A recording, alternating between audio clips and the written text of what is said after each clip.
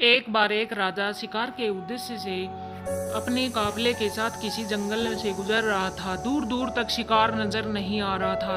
वे धीरे धीरे घनघोर जंगल में प्रवेश करते गए। अभी कुछ ही दूर गए थे कि उन्हें कुछ डाकुओं के छुपने की जगह दिखाई दी। जैसे ही वे उसके पास पहुंचे कि पास के पेड़ पर बैठा तोता बोल पड़ा, पकड़ो पकड़ो, एक राजा आ रहा है, उसके पास बहुत सारा सामान है, लूटो लूटो, जल्दी आओ जल्दी आओ।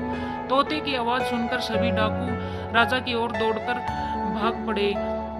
डाकुओं को अपनी ओर आते देख राजा और उसके सैनिक दौड़कर भाग खड़े हुए। भागते भागते कोसों दूर निकल गए। सामने एक बड़ा सा पेड़ दिखाई दिया। कुछ देर सुस्ताने के लिए उस पेड़ के पास चले गए। जैसे ही पेड़ के पास पहुंचे कि उस पेड़ पर बैठा तोता बोल पड़ा, आइए राजन, हमारे साधु महात्मा की कुटिया में आपका स्वागत है। अंदर आइए, पानी पीजिए, विश्राम कीजिए।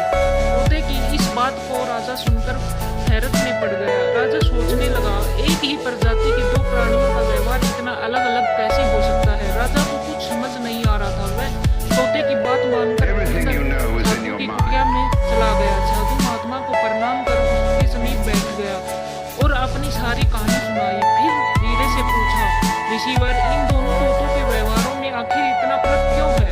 साधु महात्मा धैर्य से राजन की सारी बातें सुनी। फिर बोले, ये कुछ नहीं राजन, बस संगति का असर है। डाकुओं के साथ रहकर तोता भी डाकुओं की तरह व्यवहार करने लगा है और उनकी ही भाषा बोलने लगा है। अर्थात जो जिस वातावरण में रहता है वो वैसा ही बन जाता है। कहने का तात्पर्य यह है कि मूर्ख भी विद्वानों के साथ रहकर विद्वान बन जाता है, और अगर विद्वान भी मूर्खों की संगत में रहता है तो उसके अंदर मूर्खता आ जाती है। इसलिए हमें संगति सोच कर करनी चाहिए।